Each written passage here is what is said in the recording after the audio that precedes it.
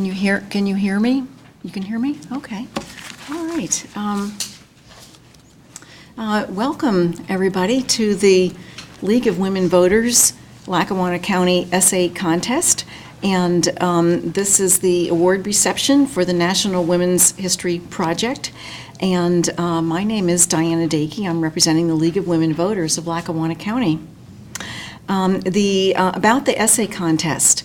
The League of Women Voters of Lackawanna County and the Jane Kopis Women's Center of the University of Scranton invited Lackawanna County students in grades 7 through 12 to participate in our annual Women's History Month essay contest. The contest announcement and guidelines were distributed to middle and high school students in Lackawanna County. I want to tell you, we've been doing this essay contest for quite a number of years. Since 2002, League of Women Voters has been running this contest to encourage students to study exemplary women and to identify traits that enabled these students enabled these women to succeed and make a contribution to society. So this year, our theme was, well, I shouldn't say it was our theme. The theme was Women of Character, Courage, and Commitment. Now, the source of the theme, we borrowed it from the National Women's History Project. This is a national nonprofit group that each year honors women, both living and historical, who have made significant contributions to the lives of women and to society. And so the topic was intended to be broad, allowing students to consider women in many fields who exemplified these traits of character, courage, and commitment. So I want to tell you just a little bit about the contest itself. Students were tasked to identify a woman who exemplified the traits of character, courage, and commitment, whereby such traits allowed these women to make a positive impact on the lives of others, either in the subjects in the student's own lifetime in that woman's own lifetime, or through the legacy left for future generations as a result of this woman's efforts. So students were instructed to also personally reflect about how these women's endeavors related to their own aspirations, behaviors, decisions, and choices about the future. And so I want to tell you a little bit about the League of Women Voters. When we have a little social time after the awards ceremony, we hope you'll meet several of our League of Women Voters members and volunteers who are here this evening. The mission of our league is to promote political responsibility through the informed and active participation by citizens in their government. And so the League of Women Voters, to that end, is nonpartisan, which means that we do not support or oppose any political party or candidate. And so, and we encourage all of you in attendance to visit our website at League of Women Voters. Our website is LWVLackawanna.org, and please become a member. In addition to this annual contest, our work consists of holding candidate debates prior to primary and general elections, as well as public education on various other voter issues. At our biannual campaign school, we provide vital information on the rudiments of running for office so that all citizens can feel that they can run for political office. Just wanted to read, if you go to the League of Women Voters US website, that's because League of Women Voters has local chapters like ours. Ours is a county chapter, and then there's a state chapter, and then there's the national organization. But here's something that was on their website. Help us celebrate Women's History Month. And the article was posted by a League of Women Voters member, Renee Davidson, on February 27th of this year. And so Renee's article was, 92 years ago today, on February 27th, 1922, the U.S. Supreme Court unanimously and momentously upheld the 19th Amendment to the U.S. Constitution. In the case of Lesser versus Garnett, the Supreme Court rejected arguments that Maryland's state constitution limited suffrage to men and that the 19th Amendment, which had become law in 1920, infringed upon state sovereignty. The ruling reaffirmed the country's commitment both to women's rights and to efforts to improve access to the ballot box. It was a win not just for women, but for democracy at large. Fittingly, this major milestone in women's history is the perfect kickoff for Women's History Month, which begins March 1st. The League of Women Voters, which is rooted in the women's suffrage movement, is proud to observe March as an opportunity to honor the great work women have done to strengthen our country and democracy. From the League's founder, suffragist Carrie Chapman Kett, to League member Eleanor Roosevelt, and thousands of dedicated League members working across the country today, we look forward to reflecting on the powerful role that women have played and continue to play in making democracy work. Now, making democracy work, that's a slogan of the League of Women Voters, and so if you go to our website, you'll see that slogan prominently, and you'll see that everywhere that you see League of Women Voters logo. Now, we really would like people in the audience to learn about the Jane Copas Women's Center. And Justine will introduce herself and tell you a little bit about the Jane Copas Women's Center. And this was quite a partnership to make this essay contest work. Justine and her student volunteers, and you'll introduce them, they had the fun of reading all of these wonderful essays. Thanks, Justine. Thank you, Diana. Thank you so much for attending tonight. My name is Justine Johnson. I'm the director of the Jane Copas Women's Center at the University of Scranton. So welcome to the university on this very cold day. I'm sorry, it's almost April. But we are here to celebrate and honor Women's History Month. That kind of kicked off the event with a 20th anniversary of the Jane Copas Women's Center, which we're very proud to open the month with and actually close the month with this Women's History Month essay contest reception. The Women's Center serves faculty, staff, and students here on campus, but also the community in providing gender equity programming, initiatives, and events. So we do many events that Andrew, Brittany, and Allie can speak to, who also helped with reading, I believe, 120 essays over the course of 2 weeks, along with anti-violence, body integrity, and leadership and skill-building events that we hold.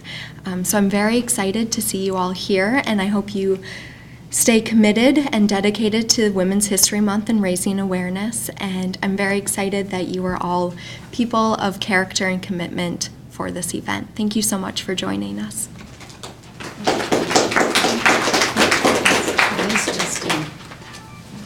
Thank you, Justine. And yes, they diligently read around 120 essays. I'd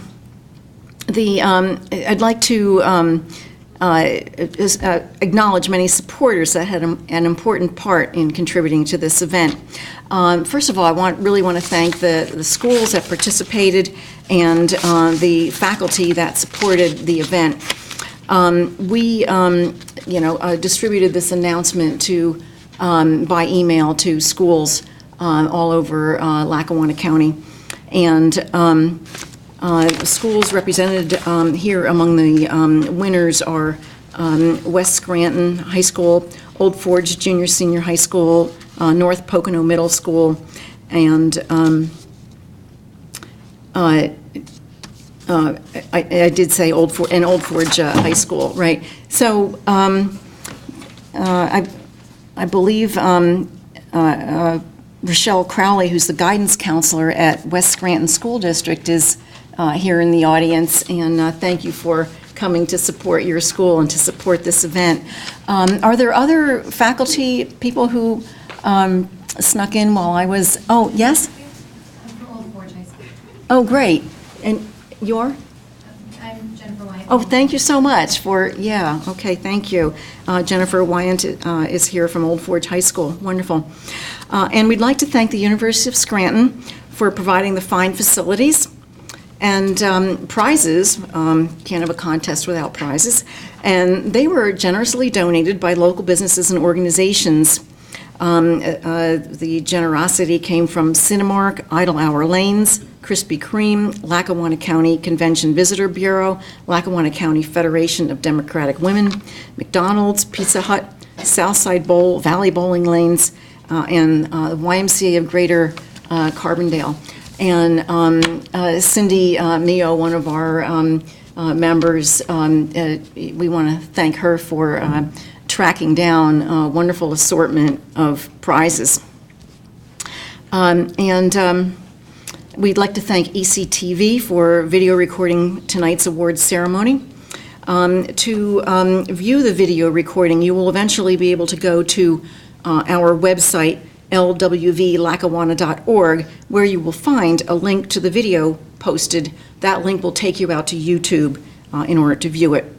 If you would like a copy of the DVD for your home collection of momentous events, please write your name and address on a piece of paper and hand it to me before you leave tonight so that we know how many copies to request from ECTV.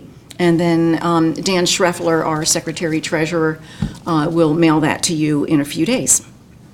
So this year we received, there were 61 essays from grades 7 through 9 and 60 from grades 10 through 12 for 122 total essays. And overall, 7 school districts as well as homeschooled students participated. And Justine and her team of volunteers judged the essays in a blind fashion, wherein the judges did not know the name of the or school of the student while they were who had submitted the essay. And the names of the winners are listed in your program. And now we would like to invite the winners to read their essays. And please I welcome, what I'm going to do is ask the winners for grades 7 through 9 to come forward first.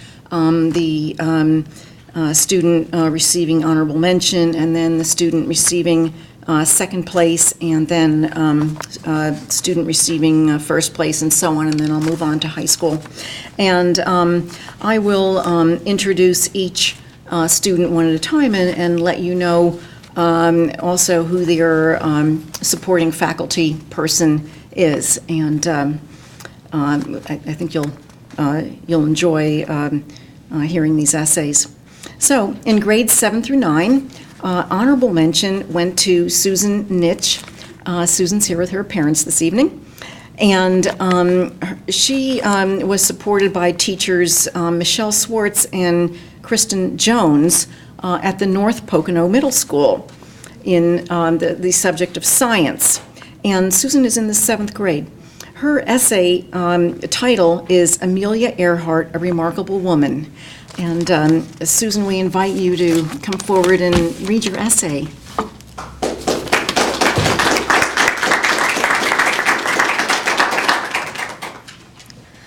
Amelia Earhart was born on July 24th, 1897 in Kansas. She moved around a lot and attended several different schools, which made it difficult for her to do well academically and make friends. This challenge upbringing led Amelia to become an independent woman and not rely on someone else to take care of her. Once Amelia graduated high school, she held many different jobs. During World War I, she volunteered as a nurse's aide for the Red Cross and got to know many of the wounded pilots. She admired the aviators and knew that she wanted to be an aviator. She worked and saved her money so she could take flying lessons. This was almost unheard of for a woman. There were so few female aviators. It was her determination and can-do spirit that led her to becoming the 16th woman to earn an official pilot's license. Amelia was a smart and competent pilot, but was not a brilliant aviator. She had trouble keeping pace with technology and continued to fly by instinct. Despite these challenges, she accomplished remarkable feats for women, and her courage and commitment paved the way for women to succeed.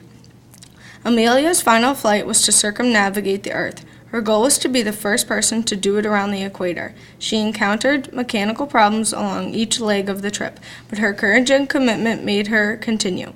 It was on July 2nd, 1937, that Amelia and her navigator Fred Noman attempted to finish her flight around the world.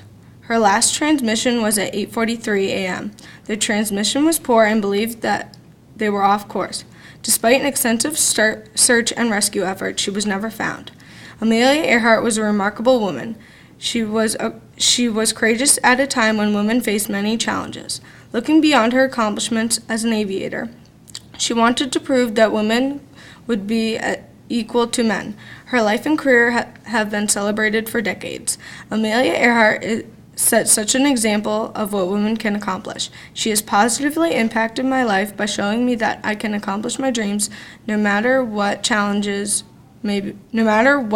challenges may be. She has helped to eliminate the notion that only men can do this well. She was a woman before her time, and her accomplishments make me believe that I can tackle the world and succeed.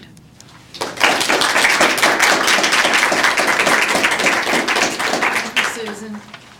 And Susan, we have a award certificate for you and a prize to give you, and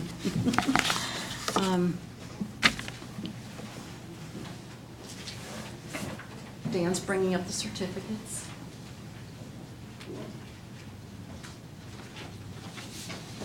Okay, thank you. Here you go, Susan. Congratulations.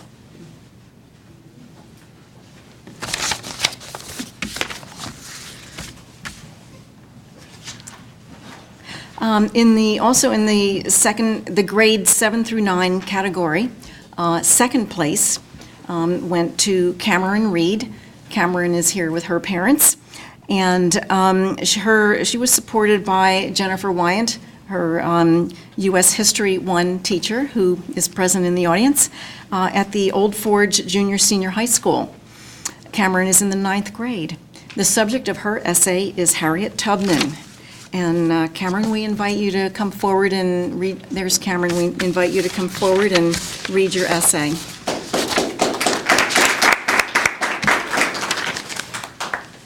Harriet Tubman is by far the most incredible woman of history. She has touched so many lives by leading over 300 slaves to freedom.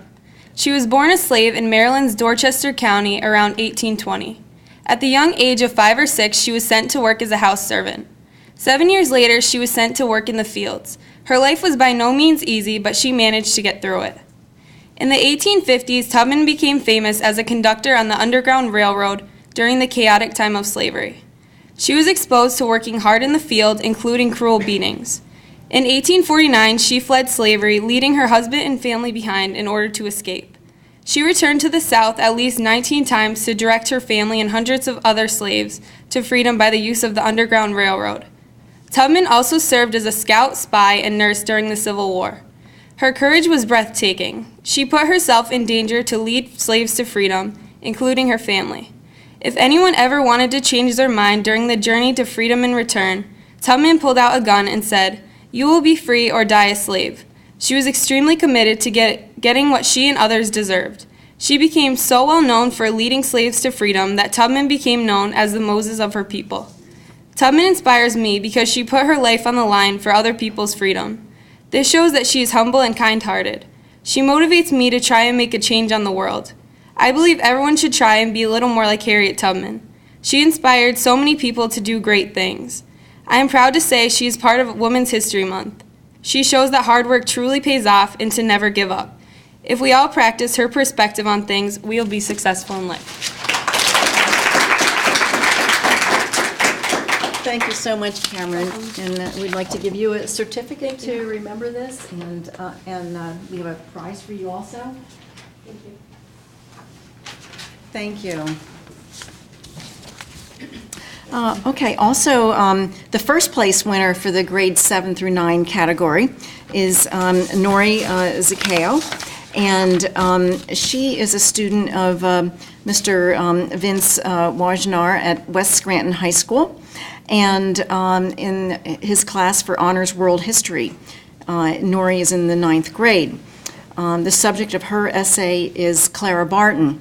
And unfortunately, Nori is unable to be here this evening, but League of Women voter Ann McGinley will come forward and read Nori's essay so that you may enjoy hearing it. Thanks, Ann, for helping us, and congratulations to Nori. Good evening, everybody. Clara Barton was born on Christmas Day in 1821 in Massachusetts. She was a nurse, a teacher, a humanitarian, and a patent clerk. However, she is most well known for founding the American Red Cross, which is a nonprofit organization that helps victims of war and disasters. In 1869, while in Switzerland, Clara was introduced to the Red Cross and to Dr. Appia. Dr. Appia invited her to be with the representative for the American branch of the Red Cross. Also, he offered to help with the financial aspects to start the organization. In 1873, Clara started a movement to gain recognition for the International Committee of the Red Cross by the United States government. In 1878, she met with President Rutherford B. Hayes to discuss the idea of an American Red Cross. He felt that having Red Cross was unnecessary. Clara argued that American Red Cross could help with other crises besides war, such as earthquakes, forest fires, and hurricanes.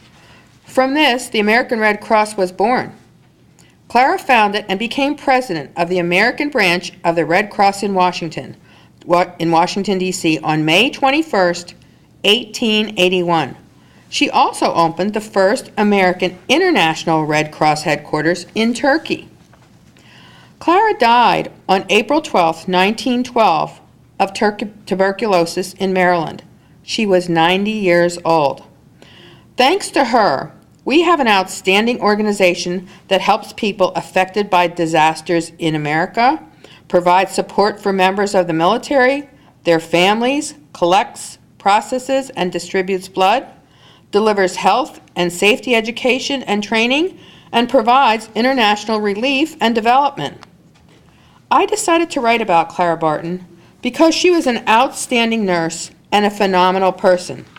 I would like to be a good nurse when I grow up, and she is one of my role models. Also, while studying about her, I was inspired to do more for the Red Cross. While learning about Clara Barton, I also learned about all the people in our country who need help. I'm going to help them as best as I could, and I'm going to start giving. Also, I'm going to make decisions based on how it will affect other people, ensuring that other people benefit from my choices as much as possible. Ta-da. I know. Thank you, I know. Ann. I don't get the prize. Yeah, perhaps, Rochelle, you would do the honors of giving Nori her certificate, and Cindy will see that you get the prize today. We'll take back to her before the evening's over. Thank you so much. Okay, now in the grades 10 through 12 category, honorable mention goes to Robert Donovan. Has he come in since we started? Okay. Robert is a student of Mrs. Wendy Waltz Lohman in the government class at Old Forge High School, and he's in the 12th grade. And the subject of his essay is Hillary Rodham Clinton. And in Robert's absence, Brittany Bosch will read his essay so that you may enjoy it. And Brittany is one of the volunteers at the Women's Center, and she said she enjoyed reading this essay very much. So thank you for helping us. And congratulations to Robert. Okay, the title of the essay is Hillary Rodham Clinton.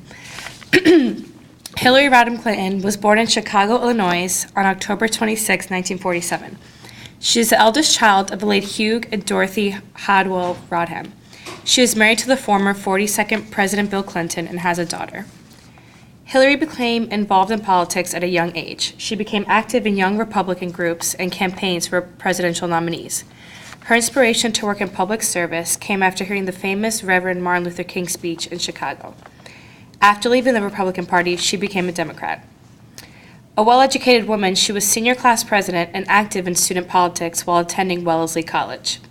After graduating, she attended Yale Law School, where she met Bill Clinton. Graduating with honors in 1973, she continued her education at Yale Child Study Center, where she completed 1 year of studies on medicine and children. Hillary worked hard during college, spending summers with various political parties in Washington. She worked for Walter Mondale's subcommittee on migrant workers and on the campaign for George McGovern's Democratic presidential nominee. She became a member of the Presidential Impeachment Inquiry Staff, where she advised the Judiciary Committee of the House of Representatives during a major political scandal called Watergate. After President Nixon resigned, Hillary moved to Arkansas to teach at the University of Arkansas Law School in Fayetteville. After working on President Jimmy Carter's successful campaign, Hillary continued her career in law. She joined the Rose Law Firm in Little Rock, Arkansas, where Jimmy Carter appointed her part-time chairman of the Legal Services Corporation. Hillary served on numerous boards, chaired the Arkansas Educational Standards Committee, was co-founder of the Arkansas Advocates for Children and Families, and served on several boards of the Arkansas Children's Hospital. Hillary was named twice as one of the top 100 most powerful lawyers in America by the National Law Journal. When her husband was elected president, Hillary was asked to head the task force on the national health reform. Hillary decided to run for U.S. Senate after President Clinton's term was over and won. She became the first wife of a president to run and win national office and the first woman elected to the U.S. Senate from New York. After her term ended, she wanted to become the first woman president. She put a great deal of effort into her campaign, but gave up her nomination knowing that nominee Barack Obama would stand a better chance of winning. She ended up becoming the 67th United States Secretary of State under President Barack Obama. Women and human rights were her main focus. After serving for years, she decided to step down. There is talk that she may run for president again in 2016. Hillary demonstrates courage and commitment to her family and country. While her husband faced controversy and scandal during his presidency, Hillary never left his side. She carried herself with dignity, pride, and poise. She is one of the most empowered women in the United States, next to Eleanor Roosevelt. She is an outstanding example of a woman who exemplifies character, courage, and commitment from everything she has overcome and accomplished throughout her life. The decisions and choices Hillary has made throughout her life and career have made her the woman she is today.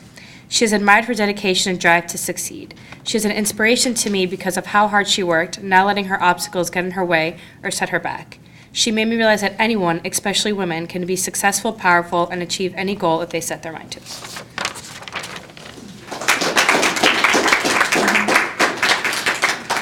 Thank you, Brittany, for helping us, and congratulations to Robert Donovan, and we will make sure that he gets his certificate and prize. All right, now the second place prize in the grades 10 through 12 category goes to Molly Murphy, and Molly is a student of Mr. Vincent Wajnar in his AP European History class at West Scranton High School. And she is, Molly's in the 12th grade. And the title of her essay is Clara Barton Inspired Me to Be Courageous. Congratulations, Molly, and we invite you to read your essay.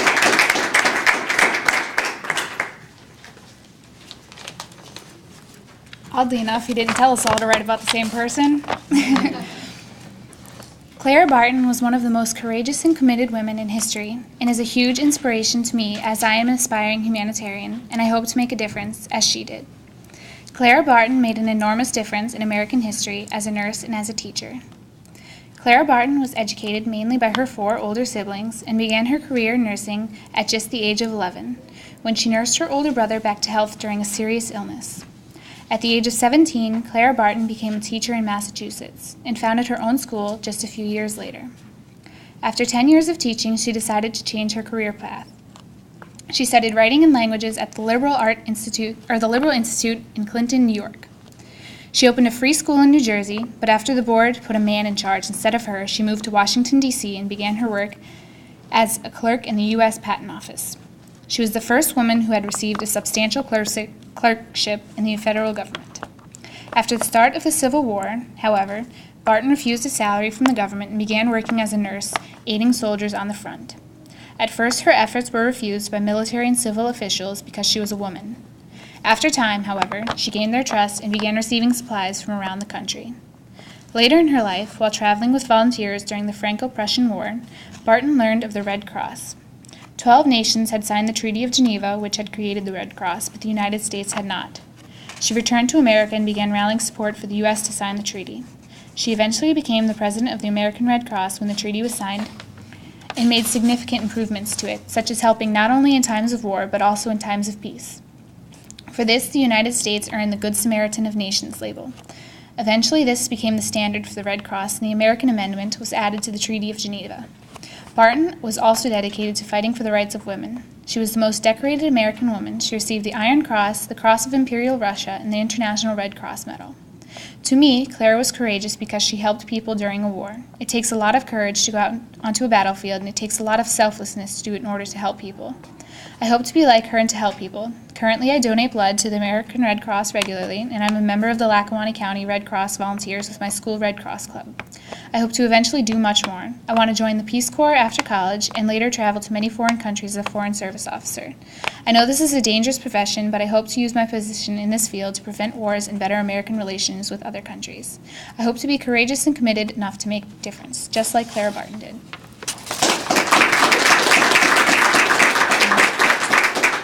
Thank you very much. We enjoyed the essay very much, and Molly, we want to give you a certificate for to remember your award, and congratulations again to Molly Murphy.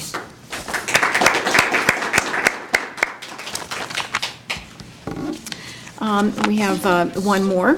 That is the first place for grades 10 through 12, and the winner is Kirsten Paracelli, and she is a student of Mr. Vincent Wajnar at the West Scranton High School in his Honors World History class. Kirsten is in the 10th grade, and the title of her essay is Equality Worth Fighting For. Kirsten is unable to be here this evening, but Women's Center volunteer Allie Holden will help us by reading Kirsten's essay so that we can all enjoy it. Thanks, Allie, for helping. Equality is a word that has been thrown around for years upon years. Everyone has their own idea of equality and what it should be. Lucretia Mott felt that equality was very important among genders, religious freedom, and the human race in general. From a very young age, Lucretia Mott had strong feelings for women's rights and anti-slavery. As a child, she attended the school Nine Partners, where she gained the knowledge of the mistreatment of slaves and the horrors of their daily lives. Learning about their struggle inspired her to advocate and put an end to the injustice of slavery. From that point on, she was an abolitionist.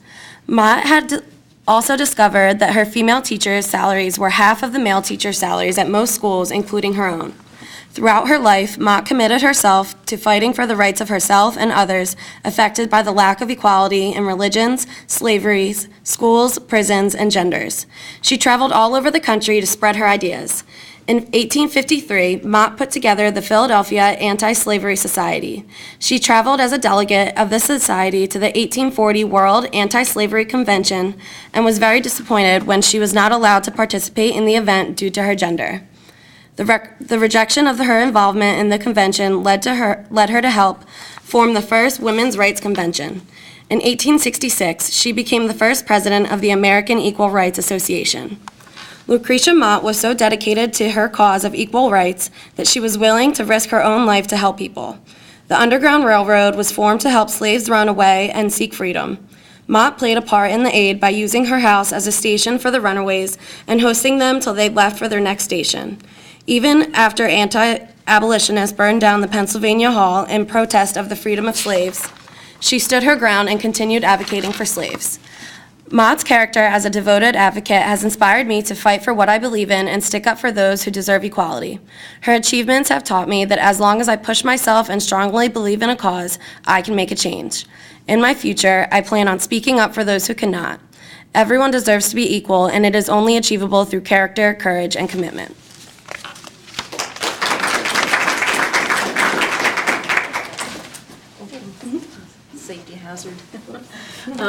Yeah, thank you very much, Ally, for supporting us by reading that, and congratulations again to Kirsten Paracelli, and we will send her certificate and prize back with Rochelle Crawley, if we could. Thank you very much. So that concludes the reading of the essays. I just have to say that through this whole project, I just learned an immense amount. As the essays were pouring in, I was just thrilled to see the variety of topics, the number of women that the students had chosen as the subjects for these essays. And, I knew a great deal of the names of the subjects of these essays, and some I didn't know, and I was like, wow, well, who is this person I don't know about? And so, so for me, this was personally an enriching experience. And so that pretty much concludes our the remarks part of the evening. And we want to thank everybody for their participation and supporting the event. And we hope to see some of you next year as you enter the essay contest again. Just wanted to, share that with just a little bit of apologies. We thought we were going to have we did reserve refreshments this evening, but there was some miscommunication that we did not yet figure out, and that might have to wait till another day to find out what happened. But my sincere apologies for not having the refreshments that we intended to have, but I see that we're all having a good time, and I hope that you will stay and mingle with one another for a little while longer. So thank you again, everybody, for your support and your participation.